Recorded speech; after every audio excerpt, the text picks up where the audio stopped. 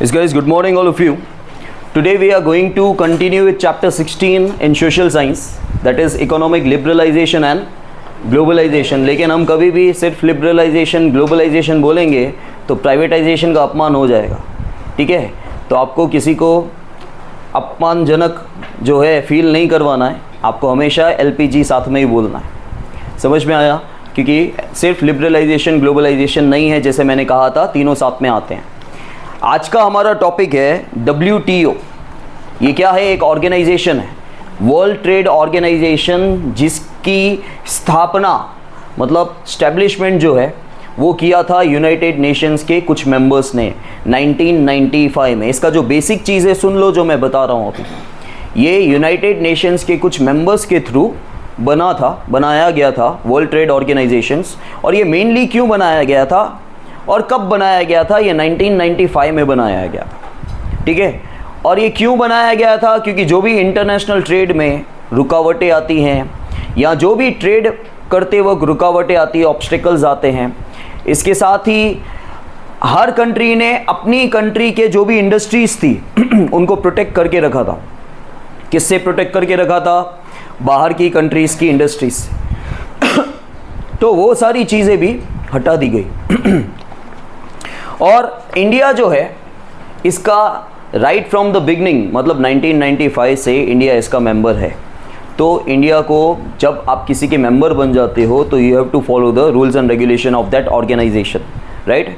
आप किसी के भी मेंबर बन जाओगे तो उसके रूल्स एंड रेगुलेशन आपके ऊपर अप्लाई हो जाएंगे, लागू हो जाएंगे, आपको उनके अकॉर्डिंग चलना पड़ता है ट्रेड में। तो यही इसकी जो मेन पॉइंट्स हैं कि ये यूनाइटेड नेशंस के कुछ मेंबर्स के थ्रू बनाया गया था और 1995 में बनाया गया था। 1995 से ही इंडिया इसका मेंबर है।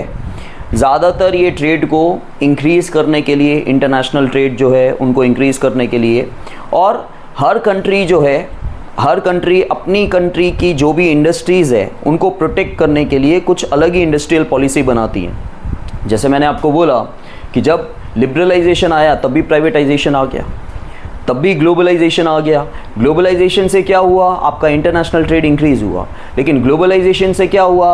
अभी मान तो हमने कुछ प्राइवेट सेक्टर्स को लिबरल किया था, आम लोगों को, प्राइवेटाइजेशन आया, अब इनकी दुकान खुली और सामने इंटरनेशनल कंपटीशन मिल गया। तो ग्लोबलाइजेशन का ये डिसएडवांटेज भी है कि एक तरह से ट्रेड इंक्रीज़ हो रहा है, हमको बाहर की बहुत सारी चीज़ें भी मिल रही है ग्लोबलाइजेशन की वजह से, क्योंकि दो कंट्रीज़ आपस में डील कर रहे हैं। इंडिया के अंदर या किसी भी कंट्री के अंदर जो चीज़ें नहीं होती थी वो चीज़ें उनको आसानी से मिलने लगी। लेकिन भाई हमने उन लोगों को परमिशन भी दे दिया कि हमारी कंट्री के अंदर आके आप अपनी इंडस्ट्री खोल सकते हो। अब हमारी मान तो इंडस्ट्रीज़ आम लोगों की खुली है, दुकानें खुली है, खुलते ही उनको क्या हुआ? एक कंपटीशन मिल गया, ठीक है। जैसे सपोज़ सिंपल लैंग्वेज में आपको बताऊं कि हमने एक मान हमको परमिशन मिला रेस्टोरेंट खोलने का, या किसी ने एक बेकरी खोल दी और सामने 5 स्टार होटल आ गया, ठीक है। और 5 स्टार होटल के भाव रेस्टोरेंट जैसे ही हैं, मतलब सस्ते हैं। नहीं तो सबसे पहले तुम बोलोगे सर 5 स्टार होटल आया तो उसके भाव भी तो ऊपर जाएंगे।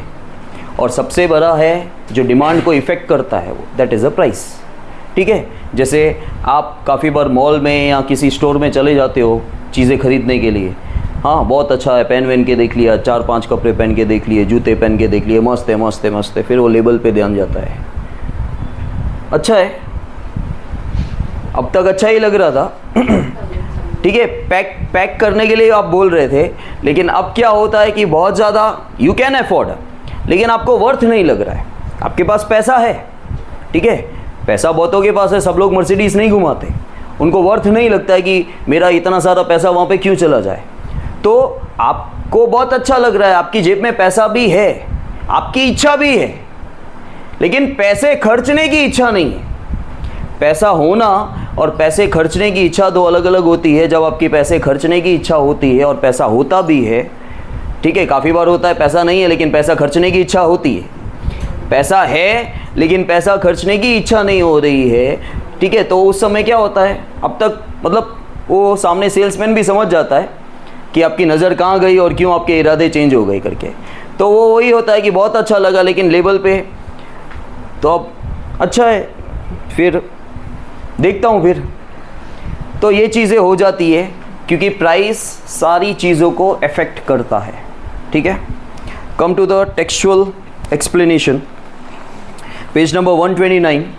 सी, World Trade Organisation was established on 1 Jan 1995 by the member nations of United Nations. जैसे मैंने कहा कि वर्ल्ड ट्रेड ऑर्गेनाइजेशन स्टैब्लिश्ड हुआ था 1 Jan को ही हुआ था 1995 में, और किसके थ्रू? जो यूनाइटेड नेशंस थे, ठीक है, उनके जो मेंबर्स थे, मेंबर नेशंस थे, क्योंकि यूनाइटेड नेशंस के अंदर अलग अलग नेशंस ने पार्ट लिया हुआ है, कंट्रीज नहीं लिया हुआ है, तो कुछ कंट्रीज ने इसका एस्टैब्लिशमेंट किया था। Its headquarter is located in Geneva in Switzerland, वो याद रखना, ठीक है। इसका हेडक्वार्टर कहाँ है? स्विट्जरलैंड के अंदर, जेनीवा में। Its objectives are as follows, इसके क्या क्या ऑब्जेक्टिव्स हैं आप यहाँ पे देख सकते हैं पीछे। सबसे पहला ऑब्जेक्टिव है to remove obstacles influencing global trading. तो बोला गया है कि ग्लोबल ट्रेडिंग के अंदर, मतलब जो पूरे वर्ल्ड में ट्रेडिंग हो रही है, ट्रेडिंग का सिंपल मतलब होता है परचेज सेल, ठीक है। ट्रेड का मतलब होता है परचेज सेल। तो जो भी पूरी दुनिया के अंदर इंपोर्ट एक्सपोर्ट हो रहा है, उसमें जो भी रुकावटें आ रही है, उस रुकावटों को निकालना। ऑब्स्टेकल्स मतलब हर्डल्स, रुकावटें। To remove protection policy given to industries of country for foreign trade. तो बोला गया है कि हम इंडस्ट्रीज़ को, हमारी कंट्री की इंडस्ट्रीज़ को जो भी प्रोटेक्शन पॉलिसी दे रखी थी हमने पहले। प्रोटेक्शन पॉलिसी का मतलब होता है कि भाई हम बाहर की कंट्री को अंदर ही नहीं आने दे रहे, ठीक है। बाहर वाली कंट्री की इंडस्ट्रीज़ को हम अंदर ही नहीं आने दे रहे हैं, क्योंकि पता है कि वो बाहर से अंदर आई, बाहर की इंडस्ट्री अगर हमारे देश के अंदर आई तो हमारी काफ़ी इंडस्ट्रीज़ पे इफ़ेक्ट आएगा। लोग हमारी इंडस्ट्रीज़ के जो प्रोडक्ट्स हैं वो परचेस नहीं करेंगे, तो वो प्रोटेक्शन जो था वो हटाया गया। To coordinate with global trade policy and economic policy. To coordinate with global trade policy and economic policy का मतलब हुआ कि ग्लोबल ट्रेड, इंटरनेशनल ट्रेड की जो पॉलिसी बनाई गई है, ठीक है, उन रूल्स एंड रेगुलेशन को फॉलो करना। क्योंकि भाई हम किसके मेंबर्स हैं? हम WTO के मेंबर्स हैं, ठीक है। तो उन्होंने, जो यूनाइटेड नेशंस ने जो particularly rules and regulation trade के लिए बनाए हैं, वो ट्रेड के रूल्स एंड रेगुलेशन हमको भी फॉलो करने हैं। To solve the trade related disputes arising in the world. पूरे वर्ल्ड में जो भी ट्रेड के रिलेटेड डिस्प्यूट्स आते हैं, मतलब जो भी प्रॉब्लम्स आती है उसे सॉर्ट आउट करना, तो WTO के ये काम है, ठीक है। इनके फंक्शंस क्या हैं, उनके ऑब्जेक्टिव्स थे वो, अब उनके काम जो हैं। to set up a required structure for implementation of agreement related to multinational trade and agreement related to it।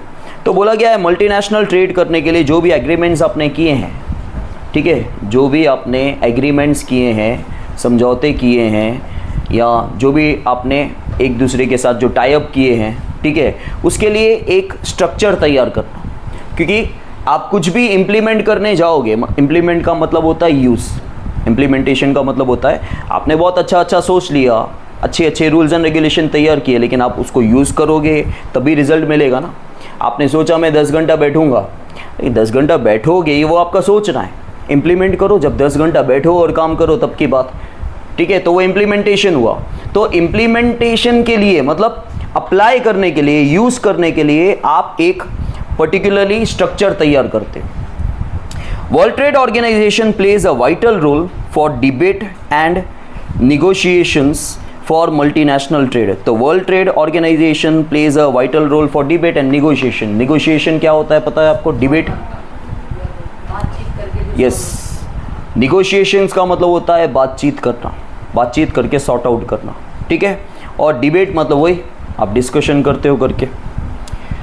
World Trade organisation, आप बार बार वर्ल्ड ट्रेड ऑर्गेनाइजेशन की जगह WTO भी लिख सकते हो।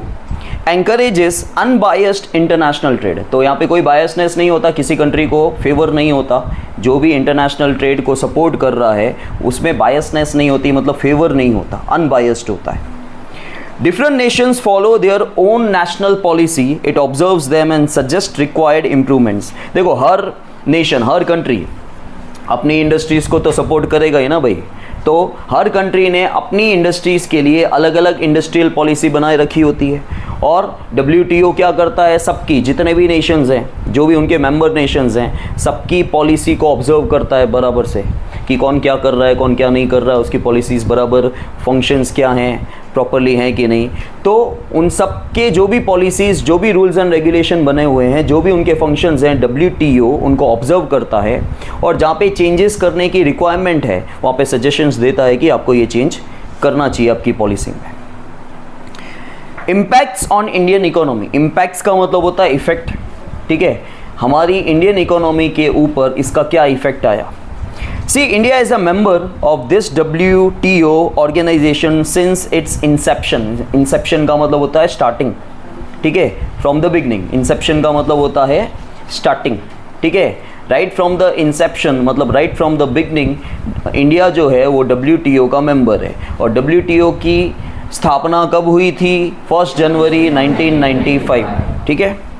So what will be the impact of this organization on India or which type of benefits would India acquire are discussed below। तो बोला गया है कि WTO का, क्योंकि इंडिया 1995 से मेंबर है, तो इंडिया के ऊपर क्या इकोनॉमिकली इफेक्ट आया और क्या क्या इंडिया को फ़ायदे मिले उनसे, वो यहाँ पे नीचे डिस्कस किए गए हैं। See, India's contribution to world trade was 5%। पूरा जो वर्ल्ड ट्रेड होता है, मतलब इंटरनेशनल ट्रेड जो हो रहा है, ऑल ओवर ट्रेड जो हो रहा है, उसमें इंडिया का कॉन्ट्रीब्यूशन कितना है? 5%। Our exports have increased tremendously due to increase in international trade and as a result of it, India's contribution in the world trade has increased to 1%। देखो, वैसे इंडिया का contribution वर्ल्ड ट्रेड में 5% था, लेकिन हमारे export बहुत ज़्यादा increase हुए इंटरनेशनल ट्रेड की वजह से। इंटरनेशनल मतलब ग्लोबलाइजेशन की वजह से हमारा एक्सपोर्ट इंक्रीज़ हुआ और पहले 5% था, अब एक तरह से 6% हो गया, क्योंकि 1% हमारे एक्सपोर्ट की वजह से इंडिया का कंट्रीब्यूशन वर्ल्ड ट्रेड में इंक्रीज हो गया। Being member of WTO, export of readymade clothes of our country has increased. तो क्योंकि WTO का हम मेंबर हैं तो WTO हमको सपोर्ट करेगी, हमारी कंट्री को, ठीक है। तो रेडीमेड क्लोथ्स का एक्सपोर्ट हमारा इंक्रीज हुआ। अगेन एक्सपोर्ट का मतलब दूसरी कंट्री को बेचना।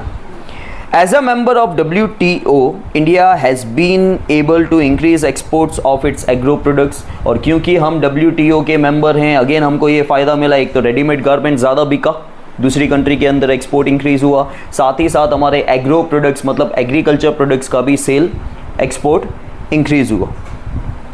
Due to increase in export, pressure on imports has reduced and foreign investment has been increased in foreign exchange। तो बोला गया एक्सपोर्ट की वजह से जो प्रेशर इंपोर्ट के ऊपर था वो कम हो गया और कहीं ना कहीं फॉरेन इन्वेस्टमेंट जो है वो फॉरेन एक्सचेंज में इंक्रीज़ हुआ। Thus, as a member of WTO, India will not only get above mentioned benefits but also has to comply with some conditions। तो ऐसा नहीं है भाई WTO का मेंबर बन गया तो खाली फ़ायदा ही फ़ायदा हो रहा है, लेकिन इंडिया के ऊपर कंडीशंस अप्लाई हो रही है। किसकी अप्लाई हो रही है? WTO की। वर्ल्ड ट्रेड ऑर्गेनाइजेशन ने जो रूल्स एंड रेगुलेशन बनाए हैं, हम उसके मेंबर हैं, हम उसके मेंबर हैं तो हमको वो रूल्स एंड रेगुलेशन फॉलो करने पड़ते हैं, ठीक है। कंप्लाई का मतलब होता है बंद जाना, बाउंड्री के साथ जाता, ठीक है। हम उसके मेंबर बने तो खाली हम फ़ायदा लेंगे, बाकी उसके रूल्स एंड रेगुलेशन फॉलो नहीं करेंगे, ऐसा नहीं चलेगा, वो आपको बाहर कर देगा फिर अगर आप रूल्स एंड रेगुलेशन फॉलो नहीं करोगे तो। It is specially dependent on how fast India increases in its infrastructural facilities and how developed countries treat India।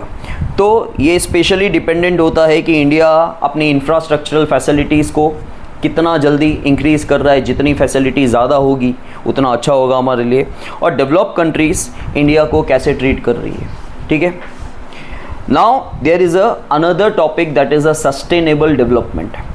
Sustain करना, मेंटेन करना, ठीक है, बनाए रखना, सस्टेन करना। अब सस्टेन का यहाँ पे एक ही मतलब है, सस्टेनेबल डेवलपमेंट का मतलब इसका, क्योंकि देखो ये जो वर्ड है उससे आपको ज़्यादा आइडिया नहीं आता है कि आंसर के अंदर क्या है। सस्टेनेबल डेवलपमेंट का मतलब होता है कि जिस स्पीड से हम लोग आज की जनरेशन अपनी प्रेजेंट नीड्स को फुलफ़िल कर रहे हैं, वो देखते हुए ये कहा जा रहा है कि फ्यूचर जनरेशन को तो शायद वो सारी चीज़ें देखने को मिलेगी ही नहीं। तो सस्टेनेबल डेवलपमेंट का मतलब ये होता है कि आज जो जनरेशन, जो भी चीज़ें हमको नेचुरल रिसोर्सेस जो भी हमको मिल रहे हैं नेचर से, ठीक है, वो सोच समझ के जुडिशियसली यूज़ करें, ताकि आप तो लाभ लो लेकिन आप वेस्टेजेस ना करो और फ्यूचर जनरेशन को भी वो लाभ, वो बेनिफिट्स मिले। ये होता है सस्टेनेबल डेवलपमेंट, कि प्रेजेंट जनरेशन का नीड भी पूरा हो और फ्यूचर जनरेशन भी वो सारी चीज़ें देख सके। ठीक है, according to the definition of sustainable development is the development which meets the needs of present generation without compromising with the ability of future generations to meet their own needs। तो sustainable development का मतलब यही होता है कि इस तरह का डेवलपमेंट कि प्रेजेंट जनरेशन को तो उनकी नीड फुलफिल हो, हमारी नीड तो फुलफिल हो, लेकिन फ्यूचर जनरेशन को कहीं पे कॉम्प्रोमाइज़ करना ना पड़े। कॉम्प्रोमाइज़ नहीं करना पड़े मतलब उनको एडजस्ट करके ना चलना पड़े। ऐसा नहीं है कि भाई सब आपने ही खा लिया, उनको बोला गया भाई हाँ ऐसा होता था, ये चीज़ होती थी। जैसे आज भी हम बोलते हैं काफ़ी सारी चीज़ें कि ऐसी होती थी। ठीक है, क्योंकि जो पास्ट वालों ने हमारे लिए बचाया ही नहीं। अगर पास्ट वालों ने भी यूज़ किया होता और हमारे लिए बचाया होता तो वो सस्टेनेबल डेवलपमेंट है। तो हमारी नीड्स भी फुलफ़िल हो जाए और फ्यूचर जनरेशन्स की नीड भी फुलफ़िल हो, वो उनको कहीं पर कॉम्प्रोमाइज़ न करना पड़े। Thus, the idea of sustainable development developed because of extreme effects on nature near human habitation and man-created cover। तो sustainable development का आइडिया आया क्यों, डेवलप क्यों हुआ? डेवलप हुआ मतलब आया क्यों? क्योंकि हमारे आसपास जो भी नेचर है, ह्यूमन हैबिटेशन मतलब जहाँ पे हम रह रहे हैं, हमारे आसपास जो भी नेचर है या एनवायरनमेंट है, हम कंटिन्यूसली उसको बर्बाद करते जा रहे हैं। देखो जितना ज़्यादा इकोनॉमिक डेवलपमेंट हमारा हो रहा है ना, मतलब उतना हम एक तरह से नेचर को बर्बाद करते जा रहे हैं, हो ही रहा है। जितना हमारा इकोनॉमिक डेवलपमेंट हो रहा है उतना नेचर का डिस्ट्रक्शन हो रहा है। ठीक है, तभी ये आइडिया आया कि सब देख रहे हैं कि भाई अभी जो है उसका अल्टीमेटली मतलब बहुत ज़्यादा यूज़ किया जा रहा है तो फ्यूचर जनरेशन उसको कहाँ से देखेगी चीज़ों को। The way and the speed with which present generation is developing, it cannot be maintained the future। तो जिस तरीके से, जिस स्पीड से प्रेजेंट जनरेशन सारी नीड्स अपनी फुलफिल करती जा रही है बाय यूजिंग नेचुरल रिसोर्सेज, और हम अपने एनवायरनमेंट को ख़राब भी करते जा रहे हैं, उससे ये क्लियरली दिख रहा है कि फ्यूचर जनरेशन्स को कॉम्प्रोमाइज़ करना होगा। There is a fear that luxurious which present generation is enjoying may not be there for future generation। ठीक है, तो क्लियरली ये पता चल रहा है और फियर है, इस चीज़ का डर है कि जो लग्जरी आपको मिल रही है वो फ्यूचर जनरेशन को शायद देखने को न मिले। There is a tremendous decrease in natural resources due to economic development and their quality is also deteriorating. तो नेचुरल रिसोर्सेज मैंने अभी आपको समझाया कि इकोनॉमिक डेवलपमेंट जितना ज़्यादा हो रहा है उतने नेचुरल रिसोर्सेज यूज़ हो रहे हैं, वेस्ट हो रहे हैं हम नहीं बोल सकते, लेकिन यूज़ हो रहे हैं, तब हमारा इकोनॉमिक डेवलपमेंट हो रहा है। और साथ ही साथ हमारी जो क्वालिटी है एनवायरनमेंट की वो ख़राब होती जा रही है। In this condition there is a need to change the idea of development. Idea of sustainable development studied because of present development and effects of it on environment. तो आइडिया ये क्यों आया? एक तो इसलिए आया कि आप अपनी नीड्स फुलफिल कर रहे हो और फ्यूचर जनरेशन को कंप्रोमाइज़ करना होगा, और दूसरा इसलिए आया, ये स्टडी इसलिए किया गया क्योंकि प्रेजेंट डेवलपमेंट को देखते हुए और उसका इफ़ेक्ट एनवायरनमेंट के ऊपर देखते हुए, क्योंकि प्रेजेंट डेवलपमेंट हो रहा है, नो डाउट इकोनॉमिक डेवलपमेंट हो रहा है, हमारा डेवलपमेंट हो रहा है, but by using natural resources.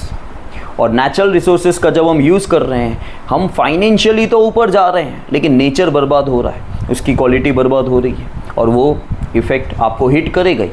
ठीक है, ऐसी मान्यता और ऐसा कहना होता है कि हम नेचर को बर्बाद करते हैं, नेचर हमको बर्बाद कर रहा है। ठीक है, तूफ़ान आना, सुनामीज़ आना, स्नो का पिघलना, ग्लोबल वार्मिंग होना, ये सब क्या है? ये सब जितना इंडस्ट्रीज बढ़ती जा रही है, व्हीकल्स बढ़ते जा रहे हैं, ठीक है, गर्मी बढ़ती जा रही है, उसके हिसाब से ये सारी चीज़ें हो रही हैं। तो आज जो हमको एकदम सारी चीज़ें मिल रही है अच्छे से, लेकिन हम नेचर को डिस्ट्रॉय कर रहे हैं, तो नेचर भी कहीं ना कहीं हमको डिस्ट्रॉय करता ही है। जैसे अब समुंदर का टेम्परेचर इंक्रीज़ हो गया, लास्ट टाइम दिखाया कि समुंदर का कहीं ना कहीं और जो बिपरजॉय आया था लास्ट ईयर, ठीक है, वो अब तक का हिस्ट्री का सबसे लंबा तूफ़ान चला है। और वो आया था कहाँ? वो आया था अरब सागर में, अरेबियन सी में। और अरेबियन सी को हम शांत महासागर बोलते हैं, मतलब उसमें तूफ़ान नहीं उठते, तूफ़ान उठते हैं बे ऑफ बंगाल में, ठीक है, उसमें उठते ही रहते हैं। तो शांत महासागर बोलते हैं ना, शांत लोगों को भड़काओ नहीं, जब वो पलट के वार करेगा तो शांत महासागर में जब तूफान आया हो तो हिस्ट्री का सबसे लंबा तूफान है। और तूफान जो तुमने देखा वही सर एक दिन में रुक तो गया, वैसे नहीं। तूफान जब क्रिएट होता है और जब तक ख़त्म नहीं होता वो नंबर ऑफ, तो कुछ 9-10 दिन या कुछ 15 दिन ऐसा कुछ चला था, तो वो अब तक का सबसे लंबा तूफान है। और तूफान कभी भी अभी हिट कर सकते हैं गर्मी के समय में। क्यों? क्योंकि समुद्र का टेम्परेचर अब गया है तो वहाँ पे तूफान आने की क्रिएशन मतलब चांसेस होते हैं करके। Now see, following strategy should be adopted for conservation and preservation of natural resources. कुछ प्लानिंग करनी है आपको, स्ट्रेटजीज करनी है, आप नेचुरल रिसोर्सेज को कंजर्व कर सको, उन्हें बचा के रख सको, प्रिजर्व कर सको। The renewable natural resources like cultivable farm, forest, water resources should be used in such a way that their quality is maintained, and non-renewable natural resources like coal, petroleum, minerals should be used judiciously. तो जो भी renewable resources हैं आपके, जो भी, ठीक है, वो सारे के सारे resources आप कुछ इस तरह यूज़ करें कि उनकी क्वालिटी आप मेंटेन कर सको, क्योंकि क्वालिटी मेंटेन नहीं होगी तब भी आप यूज़ नहीं करोगे। और जो नॉन रिन्यूएबल रिसोर्सेस है, जो एक बार ख़त्म हो जाने के बाद दूसरी बार create in the near future नहीं होने वाले, उनको आप जुडिशियसली मतलब सोच समझ के यूज़ करो। Industrial location should be decided on this basis of lesser transportation cost. Industrial location हमेशा इस तरह होना चाहिए, क्योंकि देखो इंडस्ट्रीज दूर दूर होगी तो ट्रांसपोर्टेशन चाहिए गुड्स को पहुंचाने के लिए। इंडस्ट्री के पास में मतलब इंडस्ट्री ऐसी जगह होगी जहाँ पे आपको जो डेस्टिनेशन है वो पास में होगा, तो ट्रांसपोर्टेशन कम हो जाएगा, उसकी कॉस्ट कम हो जाएगी। A sincere attempt should be made to achieve eco friendly development. ज़्यादातर आप इस तरह का डेवलपमेंट करो जहाँ पे पॉल्यूशन कम हो, एनवायरनमेंट खराब ना हो। Those resources which can be used in more than one way should be utilized in different ways, such as different irrigation systems are utilized for more than one purpose. Example, producing electricity, flood control, transportation, etc. Natural resources should not be wasted. Control should be laid on unplanned disposal of industrial waste, poisonous chemicals, increasing slum. तो natural resources को आप waste ना करें, और जो भी industrial disposal है, मतलब इंडस्ट्रियल वेस्ट है, एफ्लुएंस है, ठीक है। एफ्लुएंस का मतलब क्या होता है? जो इंडस्ट्री में से लिक्विड वेस्ट निकलता है ज़्यादातर, उसको एफ्लुएंस कहा जाता है, ठीक है। तो उनको डिस्पोज करने का भी एक तरीका होता है। जैसे कहा जाता है कि इंडस्ट्रीज़ के अंदर से जो गंदा पानी, केमिकल वाला पानी निकलता है, उसके पीछे भी प्रोसेसिंग हो सकती है कि आप उसको प्रोसेस करो, उसके अंदर जो पॉल्यूटेंट्स हैं, केमिकल्स हैं, उसको थोड़ा कम करो, फिर आप डिस्पोज करो, ताकि लैंड पॉल्यूशन और एयर पॉल्यूशन कम हो। Stress should be laid on use of non-conventional energy resources such as solar and wind energy. ठीक है, ये एनर्जीज आप ज़्यादा यूज़ करो कि ये आपको नेचर से फ्री ऑफ कॉस्ट मिल रही है generally. Now steps taken to protect environment for the first time. Earth conference, इसका नाम ही क्या रखा है? Earth conference. कॉन्फ्रेंस मतलब मीटिंग। अर्थ कॉन्फ्रेंस रखा गया है क्योंकि अर्थ के ऊपर जो आप देख रहे हो ये सारी दुविधाएं, ठीक है, इनको हटाने के लिए, इनको रोकने के लिए अर्थ कॉन्फ्रेंस नाम रखा गया है, जो ऑर्गेनाइज हुआ था 1972 में at Stockholm in Sweden. Thereafter, उसके बाद से from time to time conventions मतलब वही meetings and camps have been organised for protection of environment at the global level. और उसके बाद से हम अर्थ को प्रोटेक्ट करने के लिए टाइम टू टाइम कैंप्स रखते हैं और कन्वेंशंस रखते हैं, मतलब मीटिंग्स रखते हैं। कॉन्फ्रेंस का मतलब भी वही होता है, लेकिन 1972 में पहली बार स्टॉकहोम में हुआ था इन स्वीडन में, ठीक है, अर्थ कॉन्फ्रेंस हुआ था। उसके बाद से समय समय पर 2, 3, 4, 6 महीने या साल में एक बार जैसे भी मीटिंग रखी जाती है वो रखी जाती थी, in which it was decided to take different steps for environmental protection. हर बार जब मीटिंग रखी जाएगी बट अब ऐसे कि अलग अलग स्टेप्स लिए जाएंगे, क्योंकि एक ही तरह के चैलेंजेस नहीं आते।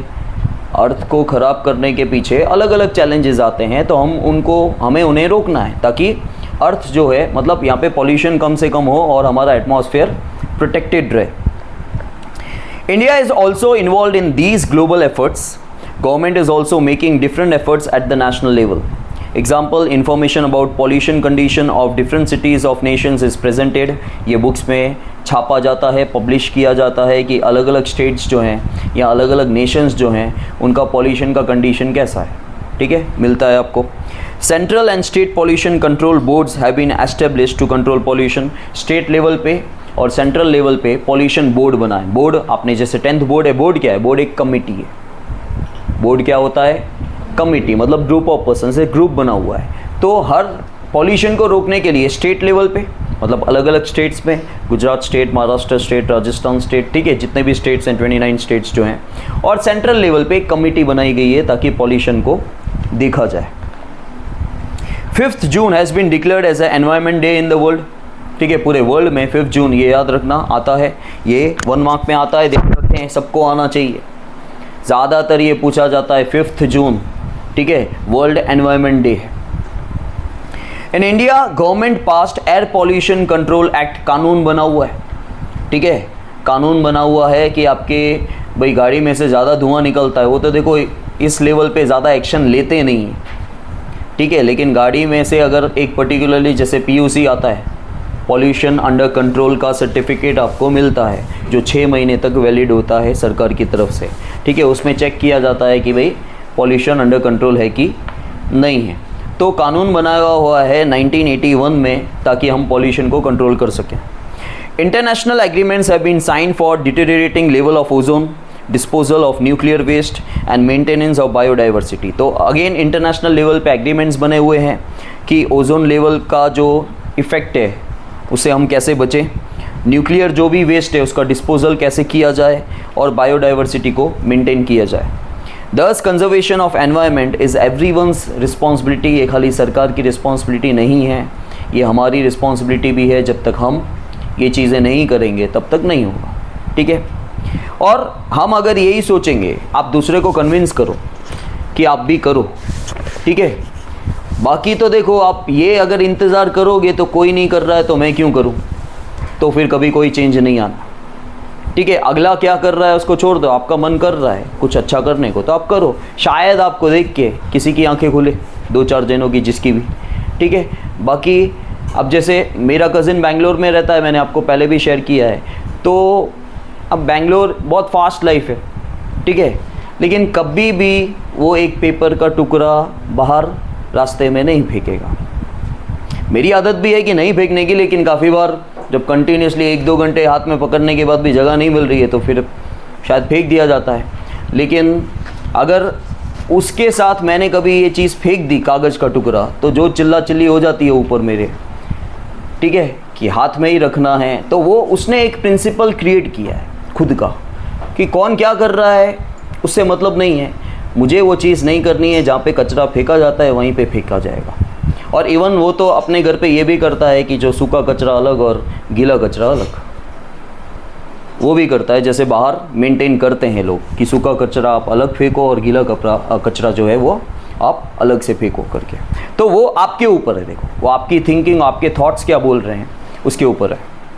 If you do not control pollution, no doubt the life on the earth will be dooms. तो अगर हम पॉल्यूशन को कंट्रोल नहीं करेंगे तो हमारी लाइफ जल्दी से डूब जाएगी, ठीक है।